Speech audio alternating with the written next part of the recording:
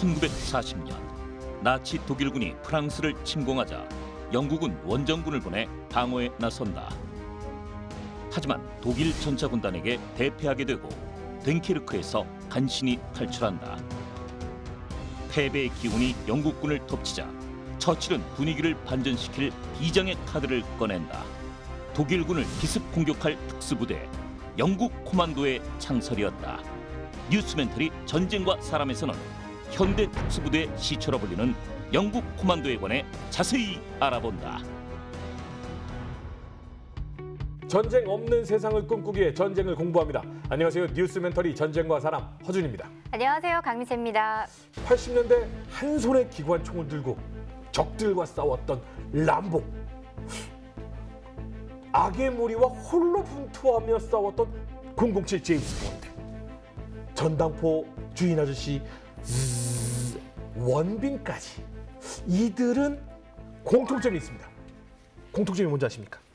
그들은 바로 특수부대 출신이라는 겁니다. 맞습니다. 네. 네, 또 요즘 이 특수부대 출신들이 활약하는 방송들이 꽤 인기잖아요. 네. 이렇게 우리는 영화나 드라마를 통해서 특수부대원들의 활약을 지켜보는데요. 잘 알려지지 않은 특수부대의 이야기 오늘 들어보겠습니다. 먼저 임용환 박사님, 태상훈 기자님 모셔보겠습니다. 안녕하세요. 반갑습니다. 안녕하세요.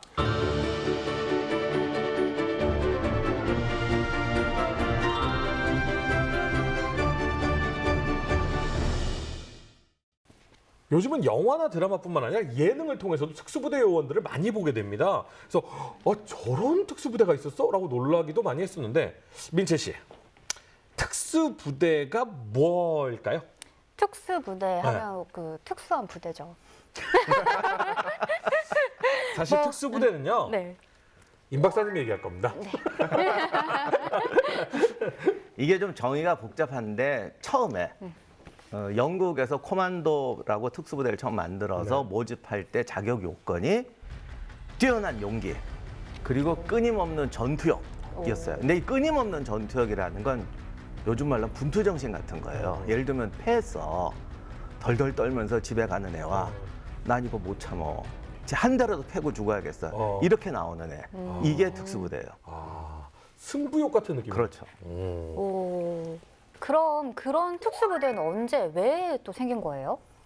이 특수부대도 역사가 긴데 2차 세계대전 기준으로 말씀드리면 당시에는 좀 이게 혼란스러웠어요. 그러니까 특수부대라는 게 여러 개가 존재했는데 그 특수한 게 다 특수했어요. 예를 들면 뭐 요새가 있어요. 네. 영화에 많이 나왔잖아요. 저 포대를 깨트려라. 네. 뭐 특공대가 올라서 깨트리는 거, 뭐 그런 거.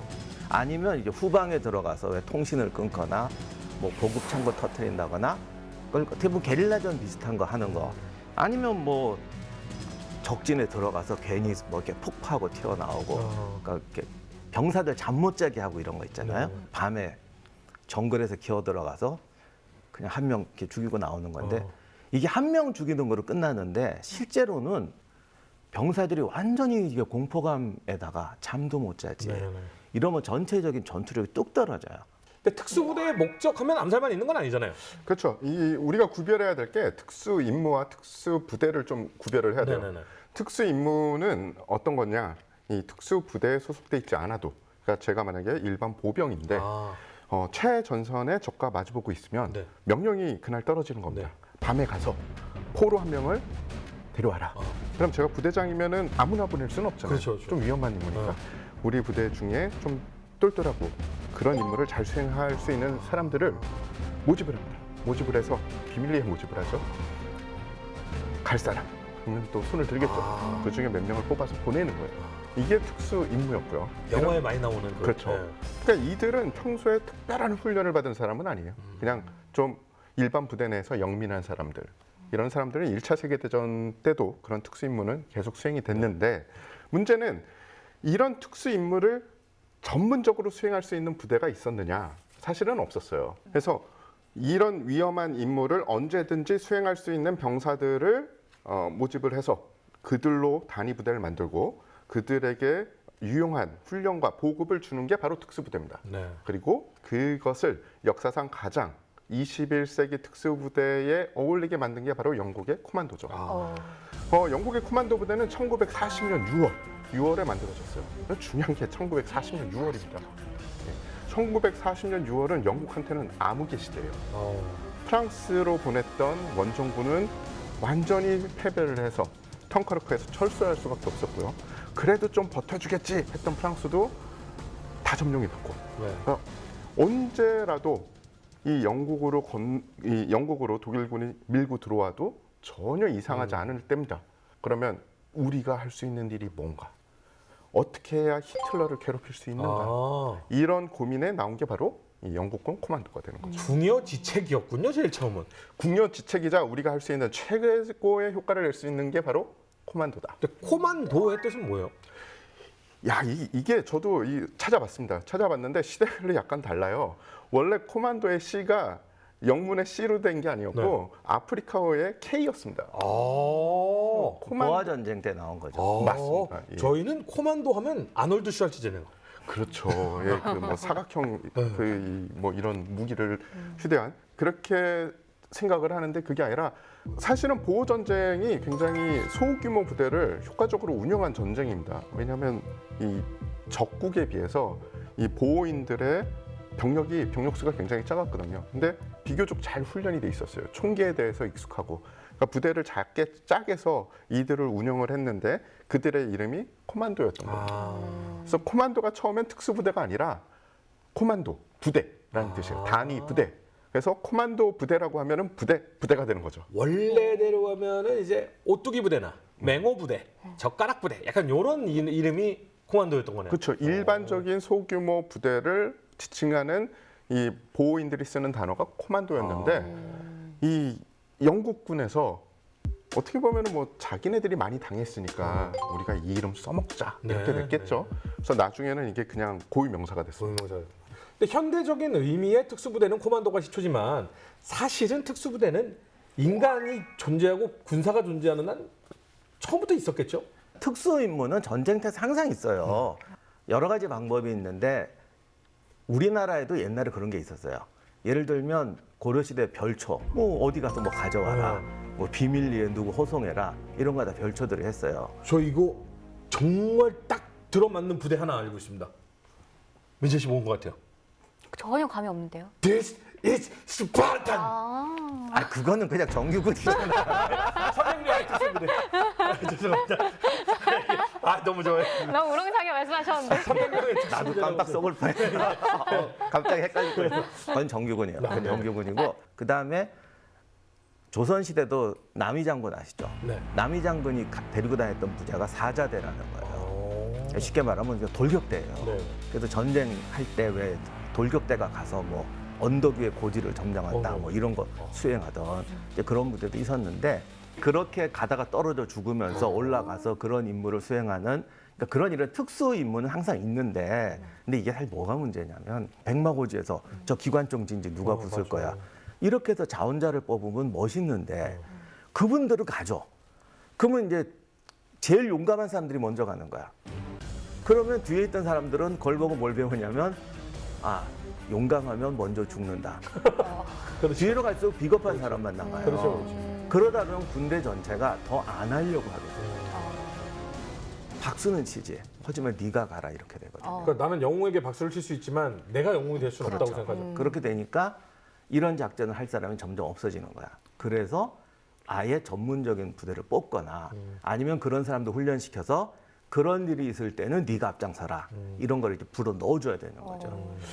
그런데 2차 대전 때 코만도가 생긴 데는 사실 조금 지금 말씀드린 거하고 전혀 다른 배경이 있어요. 사실은. 이게 처음에 특수작전 하려고 만든 게 아니고 그럼 뭐 때문에 만들어요? 이게 깨지고 왔잖아요. 네. 깨지고 오니까 군인들도 사이가 뚝 떨어졌어요. 독일과 싸우러 갔던 영국군이 덩케르트에서 퇴진하고 영국에 돌아왔을 때 사람은 왔지. 네네. 무기는 다 놓고 왔어요. 네. 그리고 무기를 다 놓고 오는 바람에 영국군이 사실 해안 방어도 안 되고 그때 사실 거의 공황 상태였어요. 근데 그 사람 중에도 지금 이렇게 공황에 사로잡힌 패배감에 사로잡힌 애들이 있고 아까 말씀드렸죠. 못 참겠다. 난 KO패를 당해도 한 대 때리고 KO 당해야겠다. 이런 사람들은 있어요. 사실은 처칠도 그런 생각하고 뭐 여러 사람이 그런 생각했는데 당시 육군성의 참모장교를 했던 클라크 중령이라는 양반이 문득 이런 생각을 한 거야. 아, 소규모 이런 게릴라 부대 같은 걸 만들어서 치자. 왜냐면 장비도 없고 뭐도 없으니까 소규모로 특전대를 만들어서 가서 기습하고 빠지자. 근데 알고 봤더니 이 양반이 남아프리카 출신이야. 그래서 어려서부터 그 보어인 얘기를 많이 듣고 자란 거예요. 그리고 군 생활은 또 팔레스타인에서 했어요. 이제 모든 경험을 가지고 깨달은 거야. 그러면 소총 정도 들고 수류탄 들고 적진을 가서 치고 빠지는 부대를 만들면 이게 뭔가 되지 않겠나. 괴롭히기 전문 부대. 네. 그래가지고 올렸더니 처칠 이거 마음에 든다. 어. 이래서 이제 코만도가 탄생하게 된 겁니다. 근데 듣다 보니까 사실 괴롭히기 전문 부대 뭐 시도는 너무 좋은데 정규군이나 뭐 이렇게 어깨 좀 이렇게 올라와 있는 사람들은 괴롭히기 이름부터가 나빠 이러지 않았을까요? 그렇죠. 이 안이 올라가자, 이 전쟁성에서 올라가자 모든 그러니까 정규군을 뜻하는 그 모든 군에서 다 반대를 했습니다. 육군은 육군대로 반대를 했어요. 네. 아니 그럼 그런 특공 임무가 필요하면 기존에 하던 대로 일반 부대에서 그 임무가 있을 때마다 지원자 뽑아서 하면 되잖아. 이걸 못하러 부대를 또 만들어. 부대를 또 만들면 그 보급품을 줘야지, 훈련을 해야지, 또 그 부대를 유지를 해야지. 이게 일이 보통 좀 귀찮은 게 아니야. 이런 식의 어떻게 보면 정규군 마인드로 반대를 했고요. 해군 입장에서는 1940년이잖아요. 지금 유보트가 온갖 바다를 누비면서 통상 파괴 작전을 할 때인데 사실은 해군에 있는 그 모든 배 한 척 한 척이 소중했습니다. 그런데 특수부대가 만들어서 게다가 이 사람들이 적 해안을 침투하는 임무야? 그럼 우리 배를 달래겠네. 배를 주고 싶은 마음이 하나도 없었던 거예요. 공군 입장에서는 거기까지 생각한 거구나. 그렇죠. 사실은 이 군대도 이기주의가 있어요. 그럼요. 자군 이기주의가 있어요. 아무리 전쟁을 해도 공군 같은 경우에는 이 특수부대에 대한 개념도 별로 없었어요. 네. 아니 무슨 공군이 그래 우리도 특수 작전을 해도 뭐 특수부대를 다시 만들 필요 없잖아. 그래서 정규군에서는 그런 이유로 반대를 했습니다. 근데 지금은 우리가 워낙 특수부대가 많잖아요. 네네. 그러니까 뭐 정규군 장교도 특수부대라고 다 왔다 갔다 하고 그러니까 이게 그냥 하나의 병종이 돼버렸는데 이때만 해도 이거는 이상한 집단인 거야. 특히나 군대는 딱 그 정규화된 것이 제일 중요한 것 중에 그렇죠. 하나니까요. 그래서 그러니까 어쩔 수 없는 게 있고 그 다음에 사실은 합리적인 이유도 있었어요.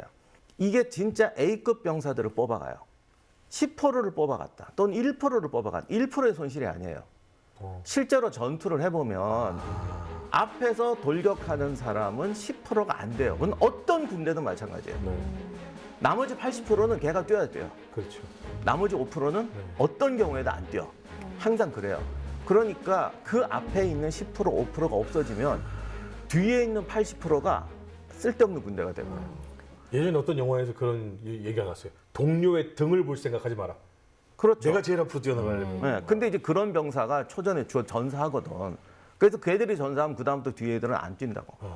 그래서 이거 빼가면 나머지 군대는 다 죽으란 얘기다. 그래서 반대를 합니다. 그런데 이제 처칠이 강력하게 주장을 합니다. 그 당시 드라마 영화에서 최고로 인기가 그 깽영화였거든요. 서부극하고 깽영화인데 그 깽영화에 맨날 나오는 장면이 왜 까만색 차 타고 붕 나타나면 창문에서 이게 딱 이런 모자 쓰고 토미건 갈고 드르륵 하는 거였거든요. 토미건을 들고 이렇게 저기 밤에 드르륵 하자라는 아이디어를 벌써 같이 냈어요. 무기까지 채택해서. 네. 그랬더니 또 처칠이 좋아갖고 토미건 들고 사격장에 가서 총까지 쏘고 드르륵 하고 야 이거 마음에 든다 이런 식으로 막 밀어붙였어요. 그 바람에 코만도가 탄생하게 됩니다.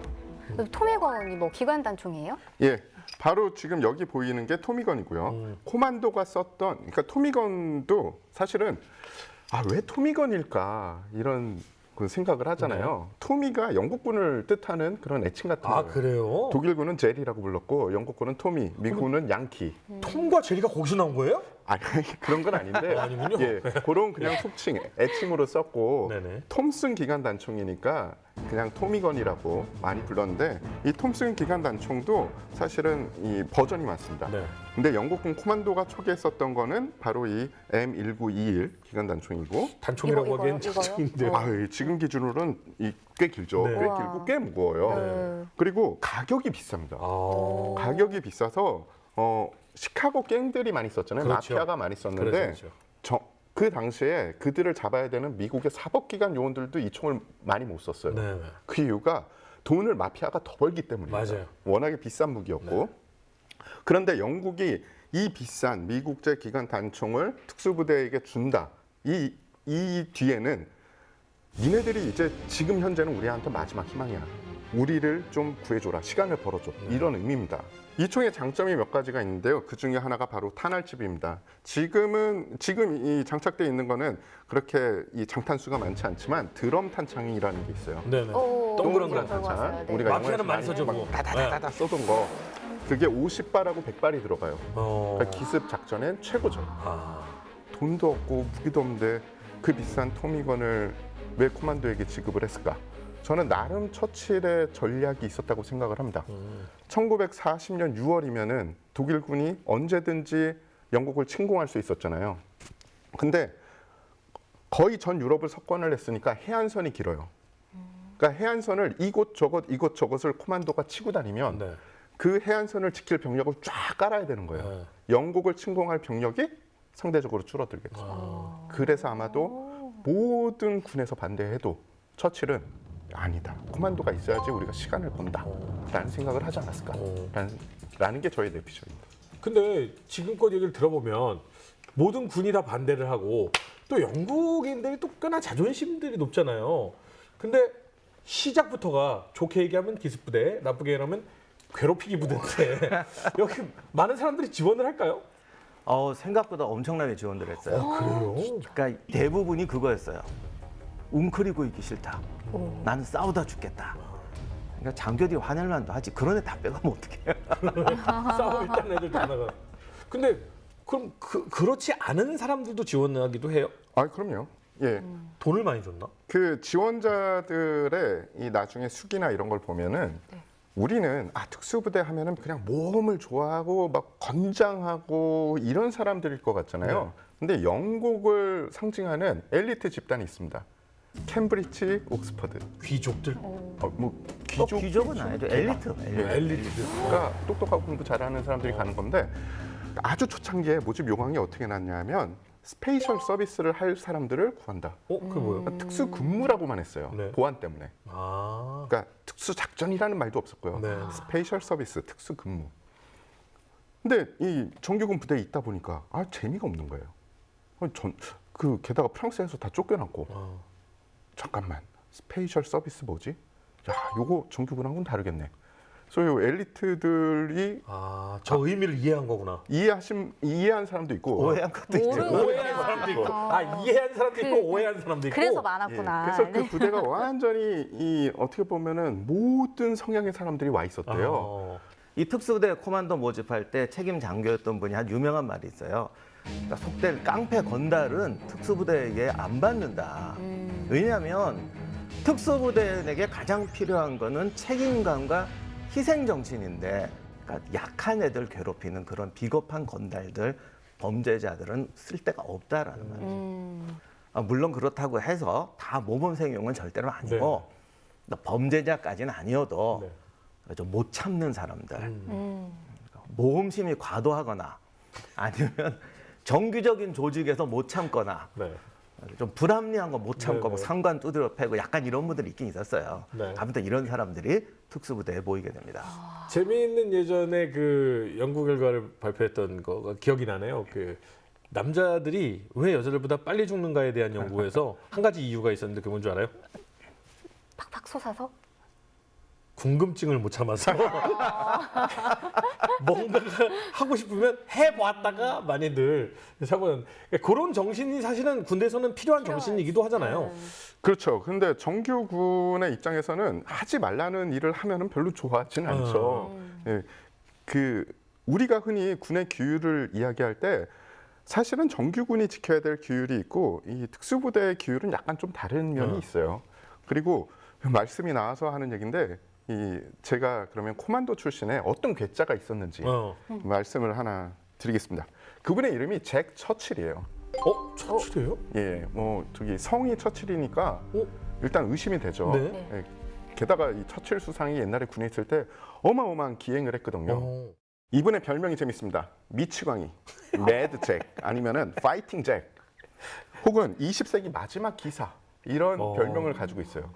영국군 장교분들 중에 별명 가지신 분들이 있는데 네. 이런 파격적인 별명 가지신 분은 별로 못 봤어요. 그 중에 한 분이라고 보시면 되는데 이분이 20세기의 마지막 기사라고 불린 이유가 뭐냐하면 노르만디 상륙 작전 당시에 상륙정에서 이분이 내릴 때 기사용 영국 그 기사들이 싸울 때 쓰는 긴 검 있지 않습니까? 그거를 들고 내렸어요. 롱소드요? 예, 그게 영상으로 잡혔습니다. 정말요? 그래서 처음에 사람들이 안 믿었어요. 저건 말이 안 돼. 저건 나중에 그 뭐 요새 영상을 다시 재편집한 거지. 저거 뭐 이렇게 뭐 디지털로 입혔을 거야. 아니에요. 진짜 그분은 자기가 전투를 나갈 때 검을 언제나 챙겨갔어요. 왜냐하면 그 롱소드 무거운데. 장교가 검을 지니지 않으면 제대로 된 군복을 입지 않은 것과 같다라는 게 그분의 모토예요. 아니 기관총을 난사하던 시대에 검을 들고 상륙정에서 내렸다고? 진정한 기사 맞네. 돈키호테네, 돈키호테. 게다가 이분이 독일군을 최초로 사살했을 때 총으로 사살한 게 아니라 자신이 가지고 있던 장군, 롱보우로 사살을 했습니다. 우와. 독특하다 진짜. 이분에 대해서 조금 더 말씀을 드리자면 그러면은 이 괴짜는 도대체 교육을 어디서 받았을까? 영국 사관학교, 영국 육군 사관학교 샌더스트를 졸업을 했습니다. 1926년 맨체스터 연대에 이 소위로 복무를 하면서 네. 군 생활을 시작을 했고요. 인도와 버마에서 근무를 하게 돼요. 네. 인도와 버마면 사실 식민지고 좀 그래도 이 버라이어티한 일들이 일어나는 곳인데 그거조차 이 분에게는 조금 이거 너무 삶이 무료하다라는 생각이 있었나 봐요. 굉장히 장거리고 굉장히 힘든 오토바이 경주 대회를 나가는 등 거기서도 그냥 가만히 군대 내에 앉아 있지 못했던 사람입니다. 그런데 1926년부터 이제 그러니까 2차 세계 대전이 시작하기 전까지는 군대에서 별로 재밌는 일이 없잖아요. 별일 없어요. 아직까지는 별일 없어요. 아니나 다를까 군대의 문을 나가게 됩니다. 그래서 그분이 군대를 떠나서 제일 먼저 한 일이 뭐냐? 영화계와 사교계에서 활동을 해요. 그쪽에 아니나 있으면 잘 다를까. 어울리겠네요. 예, 그래서 이 바그다드의 도둑들이라는 영화에 실제로 출연하기도 하고요. 그 영화 봤어. 보셨어요? 난 또 영화 매니아잖아. 이 장궁을 잘 쏘셨잖아요.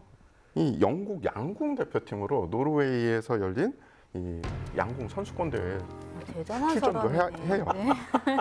그런데 이제는 예비역 신분이 된 겁니다. 네네. 근데 이 히틀러가 프랑스를 침공을 하고 전쟁이 터지면서 영국군 원정대의 일원으로 프랑스로 건너가게 되면서 이제 새로 다시 이제 군에 들어가게 된 거죠.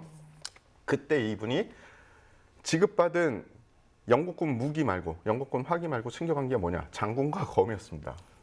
검을 절대 놓지 않는. 와, 근데 그렇죠. 장궁을 이렇게 매면 굉장히 크거든요. 그러니까 이렇게 길고 검도 검도. 길고 여기에 총을 들고 군장을 메고 와. 믿기 힘들죠. 게다가 이분이 이 세계 선수권 출신이잖아요. 그러니까 200m 내에서는 장궁으로 굉장히 정확한 사격이 가능했다고 합니다. 와, 멋지다. 괴물의 그 양궁 선수 그 누나 하긴 있잖아. 누나. 람보도 활 쏘잖아. 맞네. 근데 이게 사실 처음에 특수부대 모집할 때 대원들을 민박을 시켰어요. 민박이요? 예, 왜냐하면 이제 특수부대라는 걸 만들어서 뭔가 창의적인 전투를 해야 되는데 기존 이거 갖고는 안 되잖아요. 네. 그러니까 아이디어를 내고 창의적이 되라. 왜 안 되냐? 군대는 이 집단 생활을 하니까 애들이 아이디어가 안 나오는데 저런 사람은 그러니까 저런 애들 모아가지고 민박을 시켰는데 들리는 말에는 이것 때문에 인기가 더 좋았다고 그래요. 그러니까 합숙 훈련 같은 거. 전쟁 났는데 하숙집에 가서 개인적으로 민박한단 말이에요. 어, 또 주인집 딸하고 사겨. 거기다가 뭐 특수부대라고 또 뭐 또 이렇게 이래. 뭔가 혜택이 있었구나. 일반 베네핏. 분위기는 안 맞는 사람들이 많네요. 예. 그러니까 사람들이 왜 특수부대 모아놓으면 웬 람보 같은 애들만 바글바글할 거라고 생각하는데 네. 사실은 이게 놓고 보면 사실 똑같아. 왜냐하면 또 그래야 조직이 돼요. 그 엘리트도 필요하거든요. 그러니까 사회는 모든 사람이 다 필요해요. 그러니까 그거는 변함이 없습니다. 정규군하고 특수부대가 계속 파워게임을 할 수밖에 없고 정규군이 특수부대를 이해하기 힘든 게 바로 이런 거예요. 정규부대는 규율이 되게 중요하고 그 규율을 보여주는 게 내무생활 아니면 퍼레이드 아니면 사열입니다. 그래서 그런 걸 잘해야지 정말 괜찮아 내일 전투를 나갈 수 있어 라고 생각을 하죠. 근데 특수부대는 그렇지가 않아요. 사열을 하고 퍼레이드 할 그것들을 연습할 시간에 자신들이 가진 이 한정된 자산으로 기존에 있던 작전 말고 다른 작전을 연구를 하고 그리고 그 전술 훈련을 해야 돼요. 즉 높은 장교가 보면 맨날 어딘가 산과 들로 가서 나중에 들어올 때는 거지가 돼서 들어오는 거예요. 특수부대에선 퍼레이드 10번 한 것보다 이게 나은 거예요. 그러니까 정규군은 이해 못하고 특수부대는 또 정규군하고 싸우고 이런 그림이 코만도 때부터 시작해서 사실은 지금 날까지 조금씩 나아지긴 하지만 지금 날까지 연결이 되고 있어요. 어쨌든 특수작전 자체가 다수 속에 소수가 들어가서 해집는 거고 정교작전이란 건 자기들 위치를 고수하고 임무를 고수하는 거니까 그러니까 결국 군대나 사회나 마찬가지인데 주어진 목적이 뭐냐. 목적에 충실해야죠. 네. 이 코만도들이 또 이렇게 열심히 훈련을 했으면 이제 투입이 돼야 되지 않겠습니까? 코만도의 활약 어디서 시작됩니까? 자, 이제부터는 좀 하드한 얘기를 해야 됩니다. 네. 왜냐하면 지금까지 좀 웃고 했지만 이제부터는 현실이니까. 네. 아, 이거 모았어요. 막 보니까 신났잖아요. 야, 우리가 뭐 되겠다. 그래서 3주 만에, 모집 3주 만인 6월 24일에 115명을 가지고 이제 거기 좁잖아, 해안이. 도보역 건너서 프랑스 해안에 있는 독일군이 이제 기지를 급습합니다. 어떻게 됐을 것 같으세요? 성공했을 것 같아요. 개판을 치고. 아야, 등. 하드하다면서요. 진지하신다면서요. 아니, 그 이게 진지한 거지. 될 것 같아서 갔더니 엉망이 되는 거예요. 왜요? 그러니까 뭐 생각처럼 되는 거 아무것도 없어요. 예를 들면 뭐 이렇게 보초병을 해치웠어. 뭐 너무 놀래가지고 무기랑 다 떨고 그거고 이렇게 막사에 불을 지르자고 그랬는데 불 지르려니까 불 지르기가 쉽냐고. 생각보다 불이 잘 안 붙어요. 맞아요. 사실. 그래서 옆에 있는 타이어 하나 태우고 오고 뭐 하여간 우왕좌왕했는데 약간 머리가 나빴네. 이건 피지컬 너무 좋은데. 아니 막상 가면 이렇게 안 된다니까. 그래서 하여간 헤매다가 오는데 이제 또 독일군이 추격해 올 거 아닙니까? 그래서 이제 그때 또 클라크 중령이 따라갔어요. 이 자기의 첫 작품을 보려고 딱 서서 기다리고 있는데 파편이 터졌나 총알이 날라서 왼쪽 귀가 날아가요. 부상 입고 돌아오고 이렇게 돼서 그냥 엉망으로 하고 옵니다. 그래서 이제 중요한 깨달음을 얻죠. 첫 번째 깨달음, 영화처럼 세상 일은 되지 않는다. 아니 진짜 중요한 거예요. 영화처럼 안 된다니까. 맞아요. 드라마를 너무 좋아하신 거지. 전쟁의 로망은 없습니다. 네. 그다음에 확실한 목적, 그리고 그 목적에 맞는 훈련 플러스 장비가 필요하다. 그래서 다시 이제 목적을 줘요. 어떤 임무를 이제 주고 그 임무를 대상으로 훈련을 하는 거예요. 그 장비도 이제 최대한 주고. 그래서 7월 14일에 가장 정예로 유명했던 3코만도가 그 저지섬이라고 그 프랑스 해안 쪽에 붙어 있는 섬이 있어요. 지금도 그게 아마 영국령일 거예요. 바다 땅은 프랑스에 가까운데 거기에 있는 독일군 비행장 막사를 기습해서 비행장 폭파하고 뭐 독일군 막사 폭파하고 뭐 이렇게 하자고 이제 가요. 제대로 해서 갔어요. 근데 갔더니 로프를 타고 해안절벽을 탁 멋있게 내려가는데 총이 뚝 떨어지고 철목 뚝 떨어지고. 아니 연습 왜 한 거야? 그게 실전하고 다르다니까. 그리고 이제 정말 예상치 못한 일이 벌어져요. 개가 짖기 시작하네. 훈련소엔 개가 없잖아. 진짜 우여곡절이네요. 네. 정말 아무도 예상 못했대요. 자기들 열심히 훈련하고 갔는데 막상 마을에 해변에 상륙했더니 개가 짖기 시작하는 거야. 아 시골 출신이 없었나 보다. 이게 훈련소하고 바깥 세상의 차이예요. 내가 이거 특수부대 출신분한테 진짜 들었는데요. 그럼 여기서 왜 닭울음 소리 내듯이 개 짖는 소리 내면 어떨까? 또 부대에 그런 애 하나 있거든요. 그게 즉시 병사가 개 짖는 소리를 막 냈대요. 온마을 개들이 다 짖기 시작해요. 그러면 꼭 이제 한 분이 나오시거든요. 아이 왜 이렇게들 짖고 그래? 하고 나오거든. 그런데 다행인 게 당시 독일군은 천하의 방심을 해가지고 거기는 전쟁 날 일 없다 그래가지고 깊은 잠에 빠져 계셨대요. 그래서 무사히 끝났는데 이것뿐만이 아니라 그냥 그런 사고가 계속 쳐요. 예를 들면 배 타고 가다가 상주에 뛰어내려. 막상 갔더니 수심이 어떤지 어떻게 깜깜한 밤에. 모르죠. 그러니까 훈련하던 대로 대강 여기 왔으니까 됐겠다 싶어서 또 대장님이 앞장서서 나를 따르라고 뛰었더니 물속으로 쑥 들어갔어. 그래서 익살스러운 걸 건져가지고.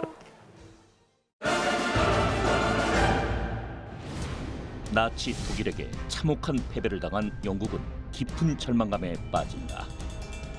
이에 더들리 클라크 중령은 독일 공세작전을 위해서 특수부대 코만도 창설을 제시한다.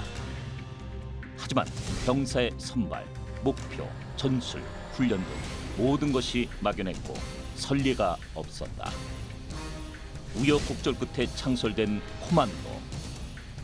3주 만에 작전에 투입되지만 쓰라린 실패를 경험하게 된다. 정말 영화 아닌 현실이 된 건데 그래서 이제 다시 또 깨달음을 얻죠. 아, 이게 훈련을 이렇게 적당해서 되는 게 아니구나. 정말 스페셜한 연구를 해야 되는구나. 그러니까 이때까지는 통합되어 있는 코만도 훈련이 거의 없었다라고 생각하시면 돼요. 그래서 초기의 코만도 훈련이 어떻게 이루어졌는지 자세한 기록은 없는데요. 그 초기 코만도 대원들의 수기나 아니면 그분들의 인터뷰를 보면 교관들조차 처음에는 야, 이거 어떻게 훈련시켜야 되지? 새로운 부대인데? 그래서 일단은 수영은 할 줄 알아야 되고 사격은 할 줄 알아야 되는데 그럼 기존의 특수한 부대니까 기존에 훈련시키는 양을 그냥 2배로 불릴까? 뭐 이런 이야기도 나왔대요. 그러니까 그렇겠네요. 결과가 저렇게 되는 거죠. 네, 시초니까 그런 것 같아요. 시초니까. 그럼 이 정도면은 코만도 해체 고려 안 했나요? 사실 해체 얘기는 계속 나왔어요. 그러니까 작전에 큰 실패를 하면 그런 얘기 나오고 하니까 얘들은 또 무슨 회사 차린 것처럼 우리가 한번 잘못하면 부대 해체된다. 또 이런 위기감을 갖고 훈련을 하는데 아무튼 이제 그때부터 이제 정말 영화는 현실은 다르다. 그래서 조직적인 훈련을 하기 시작합니다. 그래서 1940년에는 한 2,000명 정도 모이는데 10개 부대로 나눠요. 그래서 약간의 전문성을 부여해요. 아무튼 이제 초창기에 제일 문제는 이 부대가 뭐 할 건지에 대한 개념이 좀 명확하지 않아가지고. 목적이. 자, 그럼 그러다 보니까 온갖 훈련을 다 해요. 요즘 말로 하면 그 뭐라고 그러죠? 그 캐러지나 훈련 비슷한 거. 시가지. 테러 훈련. 예, 뭐 그런 시가지 것도 하고 뭐 저격, 수영은 전 사실 수영이 왜 들어가나 그랬어요. 빠지면 수영이 나와야 있었죠. 되니까. 나이가래 폭포에서 누가 수영을 하냐고요. 이거 과연 해야 되나 싶기도 한데 아무튼 뭐 잠수 뭐 하여간 오만 거 하면서 이제 시간을 보내게 됩니다. 그래서 그 5만 거를 훈련했던 거를 재현한 다큐가 있습니다. 그 영상 한번 확인해 보시죠. 예, 영상을 보시면은 대부분 이 군장을 보통 우리가 뭐 저런 훈련할 때는 군장을 안 갖추고 하든지 아니면 네. 단독 군장이라고 좀 조촐하게 하는데 이 풀 군장, 그러니까 완전 군장을 하고 훈련을 하잖아요. 저게 전통입니다. 왜냐하면 실전처럼. 그렇죠. 실전처럼도 있고 이 코만도 부대 특성상 빨리 들어가서 치고서 빨리 나오는 거예요. 네. 그러니까 자신이 작전 시에 휴대하는 모든 장비를 침투 당시에 가지고 가야 되는 거예요. 그러니까 뭐 어쩔 때는 40파운드, 어쩔 때는 60파운드 정도의 장비를 가지고 폭탄이 밑에서 막 터지는데요. 예.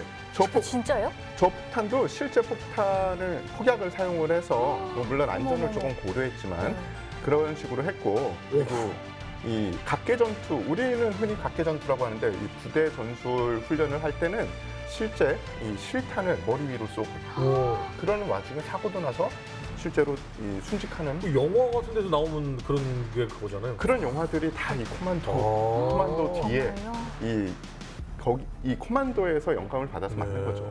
지금 보시는 이 영상은 어떤 영상은 조금 일찍 촬영을 한 건데 네. 대부분 다 1942년 이후에 촬영이 된 겁니다. 재현으로 찍은 영상이죠. 예, 그리고 이 영상 자체가 1945년 이후에 이제 일반 대중한테 풀리기 시작을 했어요. 전쟁 중에는 영상을 녹음을 해도 이 영상을 풀 수 없었던 게 보안 때문에 풀 수가 없었죠. 하지만 이 영상에 그래도 현대 특수부대가 받아야 될 모든 훈련을 다 들어가 있습니다. 와, 진짜 장난이죠. 근데 저 때는 훈련을 진짜 장비도 없는 상태에서 저런 보트로 요즘 누가 상륙해요. 저런 보트로 저 험한 해안에서 저렇게 훈련하니까 훈련하다가 죽고 다치는 사람도 진짜 그럴 것 많았고 같아요. 그래서 이들이 훈련받는 또 목적이 중요하잖아요. 처칠이 코만도 부대에게 요구한 건 딱 두 가지입니다.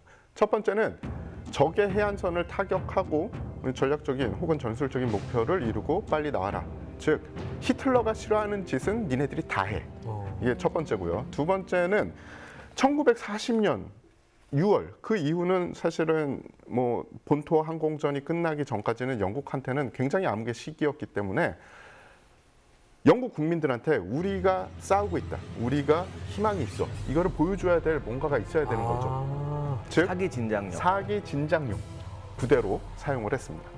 그러면 이 부대를 어떻게 다시 전투 가능한 엘리트로 만드느냐? 훈련 코스를 체계화하자. 이런 이 결정이 내려진 겁니다. 네. 그래서 훈련 장소를 계속 찾아봤어요. 찾아봤는데 이들의 눈에 띈 게 영국 북부에 있는 스코틀랜드의 아크나켈이라는 고성이 있습니다. 네. 거기를 정한 거예요. 제가 아크나켈을 지도에서 봤더니 야, 여기 정할 만하다 싶었습니다. 그러니까 훈련에 적합한 장소를 뭐 픽했다 이런 뜻이에요. 맞습니다. 어. 영국의 주요 도시에서 굉장히 멀리 떨어져 있는 데다가 네. 성 주변엔 아주 험준한 산, 네. 평야, 그리고 큰 호수가 있어요. 호수가 있구나. 네, 호수에서 이 상륙 훈련을 할 수 있고요. 그리고 산과 들로 다니면서 육상 훈련을 할 수 있고요. 그리고 성 안에 있으면서 교관 요원들이 뭔가 이 행정적인 임무를 할 수 있는 거죠. 게다가 이 지역이 스코틀랜드가 거친 지역으로 유명합니다. 어. 그래서 대부분 훈련생들이 보통 이 기간에 따라 4주에서 6주를 입소를 했는데 네. 그분들이 이야기하는 게 4주에서 6주 동안 내 군복이 말랐던 날이 수료식 말고 언제였는지 기억이 안 난다. 어허. 그만큼 춥고 배고프고 바람 불고 젖는 곳이 바로 이곳이었습니다. 이제 좀 나아져야 될 텐데요, 코만도. 예, 훈련 장소는 정했어요. 네. 그럼 이제 교관 요원들을 양성을 해야 되잖아요. 네. 교관 요원을 가르칠 이 교관들이 필요한 겁니다. 네. 야, 어떤 사람들을 쓰지? 실전 경험은 있어야 되고 그런데 그냥 실전 경험만 있으면 안 되잖아. 그래서 그런 요원들을 각지에서 뽑아옵니다. 원래 군 출신들, 엘리트 군 출신들도 뽑아오고 그리고 경찰 출신, 무도가 심지어 사격 선수까지 다 뽑아요. 네. 그래서 이들이 체계적으로 이제 비정규전, 상륙전 그리고 강습 이 작전을 가르치게 되는 거죠. 네. 그러면서 이제 교육 훈련이 체계가 잡히게 되는데 그러면 훈련생 중에 어떤 사람이 있냐? 일반 사람들도 너무 잘하는 이 훈련생이 들어옵니다. 바로 그분이 데이빗 리벤이라는 유명한 당대 영국에서 가장 유명한 배우 중에 한 분. 오. 그분이 훈련생으로 들어와요. 오. 데이빗 리버는 진짜 특전 부대 용사같이 안 생겼는데 바짝 마르고 그죠? 금방 부러질 것 같은 그 양반인데 근데 정말 지기 싫어하는 성격이죠. 그 양반은 영화에 나와도 꼬장꼬장한 장교로만 나왔지. 오. 그분이 훈련을 받고 인간을 그러니까 이 부임지로 가서 했던 말이 탈락 그러니까 퇴교되지 않으려고 정신을 붙잡고 있느라 힘들었다라고 이야기를 했을 정도예요. 그러면 훈련생만 그런 유명한 사람이 있냐? 아닙니다. 교관진에도 정말 유명한 사람이 있었어요. 바로 페어번이라는 사람과 그리고 사이크스라는 사람입니다. 이 둘은 일반 사람들은 잘 몰라요. 그 유명한 배우가 아닙니다. 하지만 이 싸움꾼들한테는 전설적인 사람들. 지금으로 치면 뭐 이종격 투기 뭐 챔피언 막 이런 느낌. 그죠. 근데 그때는 이종격 투기가 없어서 이 사람들은 이종격 투기는 이번 시합에 치면 다음 시합에 나가잖아요. 네. 이 사람들은 비슷은 한데 한 번 치면은 죽는 싸움을 계속해서 해서 생존해 있는 사람들이었어요. 스파르타쿠스예요? 이분들이 어떤 사람들이냐면 영국 해병대에 소속돼서 이 당시에 1910년에 상하이에 경찰로 파견이 돼 있었습니다. 당시 1910년에 상하이는 완전히 무법지대였어요. 맨날 매일 총싸움이 난무하고 깽당 간의 전투가 있고 칼로 뭐 이 패싸움이 벌어지는 그런 곳이었어요. 놈놈놈. 그렇죠. 그런 비슷한 시계. 네. 그러니까 우리가 흔히 생각하는 개화기의 무법지대가 바로 상하이였던 거예요. 거기서 살아나는 법을 배웠는데 그분들이 가르치는 이 교수법이 자신들이 상하이에서 생존했던 방법이에요. 그냥 간단히 말씀드리자면 당시에 1940년도에 정규군에서 하지 말라. 스포츠맨 정신에 위해가 되니까 하지 마. 혹은 이것은 너무 위험하니까 하지 마. 그것들은 다 골라서 했어요.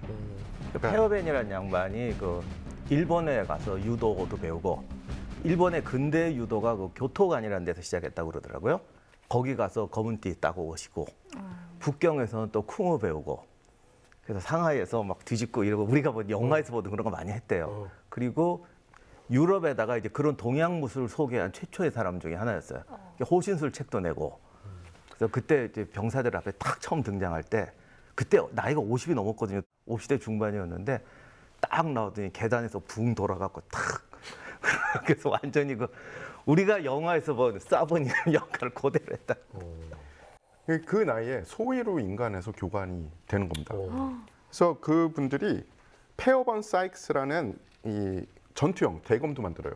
그게 지금 현재도 코만도 부대를 상징하는 그 대검이 바로 페어번 사이크스 파이팅 나이프고요. 그렇게 해서 1941년 정도 되니까 모든 훈련이 체계가 잡히면서 이 코만도 부대의 전체적인 전투력이 향상이 되기 시작해요. 코만도로서 갖춰야 되는 기본적인 전투 기술이 교육되면 물론이고 아까 말씀드린 대로 원 계획이 제대로 진행되지 않아도 이 정신을 부여잡고 돌발 계획을 수행할 수 있는 진정한 코만도 요원으로 이제 거듭나게 되는 겁니다. 그러면 이 훈련 받다가 중간에 포기하는 사람도 있었겠어요. 예, 저도 처음에는 이 전신대 그래도 다 통과시켜주지 않을까라는 좀 생각을 했는데 아니더라고요. 이 기수마다 약간 차이가 있는데 30에서 50% 정도의 퇴교율이 있었답니다. 퇴교 당하면 어떻게 되나 했더니 원대 복귀. 예, 원대 복귀 되는데 여기까지 오면은 벌써 나올 때 저 코만도 부대 가겠습니다. 그러면은 자신이 있던 부대에서 거의 버린 자식 취급을 받았대요. 근데 다시 돌아가려면 나를 버렸던 곳으로 돌아가면은 얼마나 또 대우를 잘못 받겠습니까? 그걸로 정신줄을 붙잡고 끝까지 버틴 사람들이 있었다라는 이야기가 있고요. 아까 영상에서 보셨듯이 훈련 때는 실탄과 실제 폭탄을 사용했기 때문에 훈련 중에 순직한 그런 대원들도 많이 생겼고요. 대부분의 분들은 저희 유전사를 아낄 정도 되시면은 아마 대부분 아실 텐데 우리 민지 씨라든지 또 우리 초보 또 유전사 또 신입생들이 또 있을 수 있잖아요. 특수부대에서 가끔 이 예능 같은 곳에서 막 강압적으로 하고 막 저거 너무 심하다라는 장면들이 좀 있잖아요. 그 이유는 원래 특수부대는 졸업을 시키기 위해 만든 곳이 아니라 목적이 얘를 퇴교시키기 위해서 만든 겁니다. 그 정도로. 네, 퇴교시켜야 돼. 근데 나는 얘를 퇴교시키려고 했는데 끝까지 살아남았어? 그럼 자격이 부여가 되는 거지. 졸업을 시키려고 하는 곳이 아니기 때문에 이런 점에 대해서는 조금 인식을 그렇구나 이래서 이러는 거구나 라고 아시면 더 좋을 것 같아요. 그리고 군대 특수부대 훈련에서 이제 아까 뭐 이런 거 하면 저거 써먹을 때가 언제 써먹냐 그러는데 사실 군사훈련은 써먹으려고만 하는 건 아니에요. 그러니까 전쟁이라는 상황 자체가 비합리적인 거기 때문에 그렇죠. 비합리적이고 좀 이유 없는 고통을 이겨내야 전쟁터에서 버틸 수가 있는데 실제로 체력이 떨리는 게 아니라 멘탈이 나와버린다고요. 그래서 군대 훈련은 사실 합리적인 기준으로만 절대 볼 수 없습니다. 최고의 특수부대들이 많은 분들이 뭐 델타 대부분은 처음부터 잘 됐을 거야. 아니에요. 다 코만도가 됐어요. 코만도가 자신들의 실수를 고친 게 바로 이 현재 21세기 특수부대의 인원 선발, 훈련, 그리고 부대 운영에 이 어떻게 보면은 초석이 됩니다. 그래야 1000번이고 10,000번이고 그 중에 단 한 번의 확률, 그 확률에서도 내 나라를 지킬 수 있고, 우리 가족을 지킬 수 있는 거 아니겠습니까? 하지만 지금까지의 코만도는 아무것도 지키지 못했습니다. 과연 우리의 코만도 앞으로 영국을 지킬 수 있을까요? 특수부대의 활약상 다음 화에서는 코만도의 희소식으로 다시 한번 돌아오도록 하겠습니다. 다음 이야기. 첫 작전에서 실패의 쓴맛을 본 코만도는 체계적인 교육 훈련을 도입하며 절치부심한다. 재정비된 코만도는 독일군이 점령한 노르웨이 지역 기습 작전을 계획한다. 해군과 공군까지 더해진 합동 작전 속에서 영국 코만도는 어떤 활약을 펼치게 되나? 현대 특수부대 시초 영국 코만도 2부 많은 시청 바랍니다.